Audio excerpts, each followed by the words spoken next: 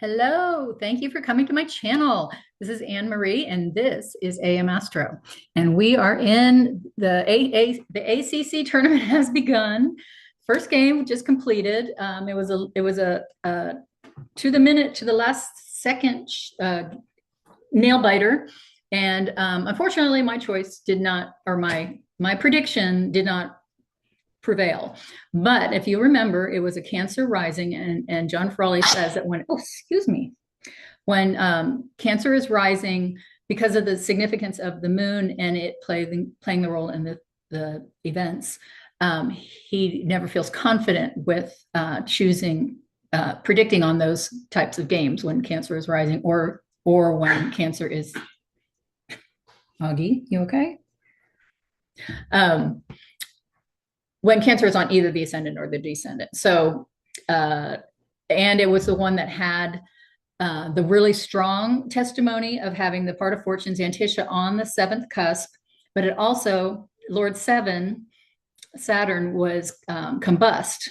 The sun was applying, and the sun was playing the role of Lord 1 because the moon was in Leo. And so because of the importance of the moon being the flow of events, we had to go with the sun, which was a dispositor.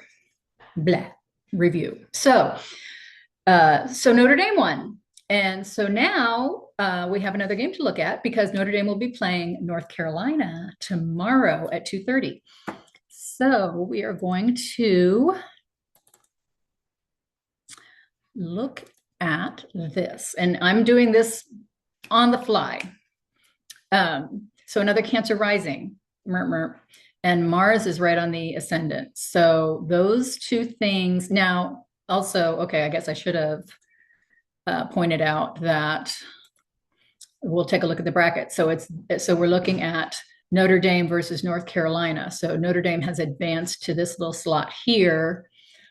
And so 12th seed versus 5 seed. So North Carolina is the favorite. Okay. So we can back out of that. Okay, so this is North Carolina and this is Notre Dame over here. So now,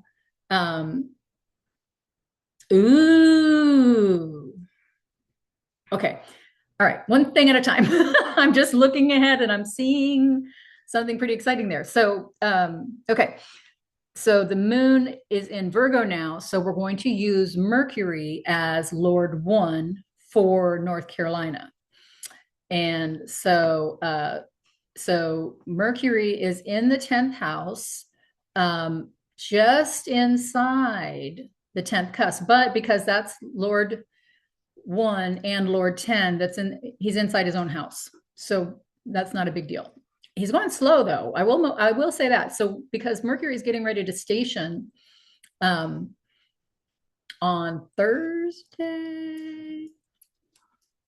Friday. On Friday, moving very slowly. And so if that were to play a role in basketball, being slow is not a good thing, right? So I'll just throw that in there. We're not going to count that as a point because John Frawley would not. He would say no.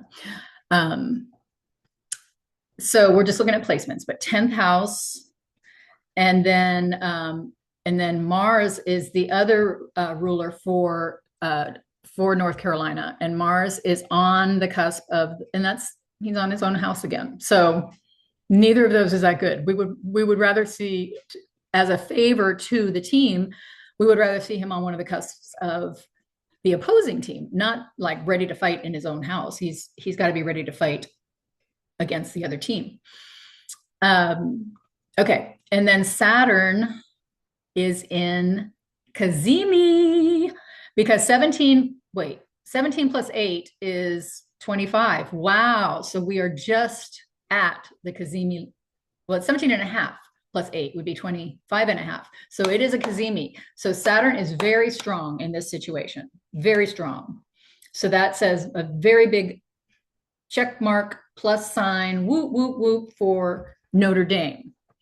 And then Lord 4 is Venus. And Venus is on the cusp of the 10th house. which now it says, although it's inside, and this is where I get a little bit confused, because if it's applying, it counts really strongly. But if it's inside, then it's inside.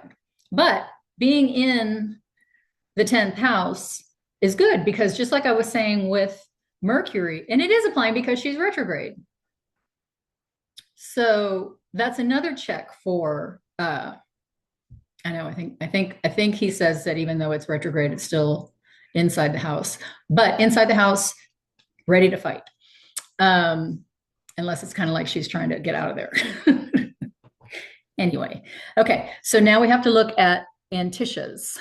So we go to, so Lord 1 is Mercury, because we're using the dispositor of the moon, and that antisha is 20 Virgo, which is in the 3rd house, so nothing.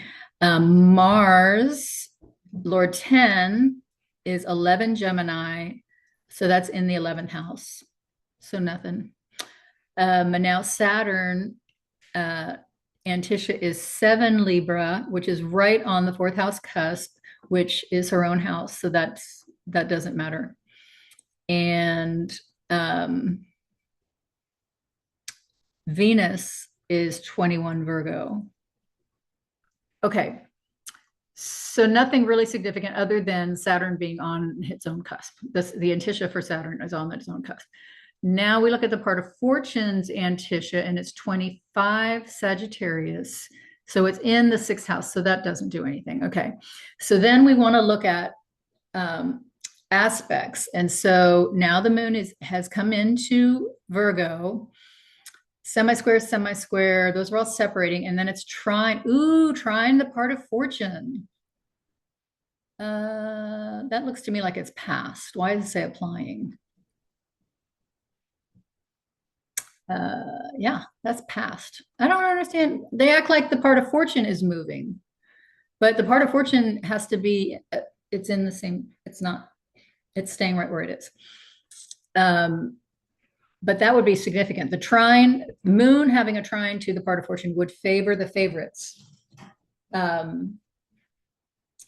So, but because it's past, I don't think I can count it.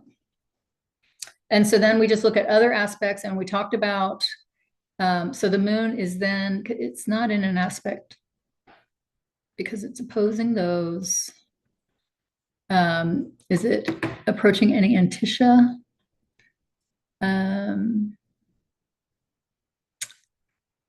No. I'm only looking at Ptolemaic aspects. So no, there's no other connections within the span of action that we can give the moon. So the Kazemi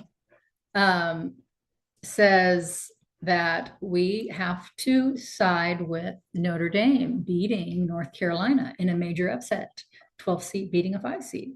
Wow. Okay. Stay tuned for more. We'll see you later. Bye-bye.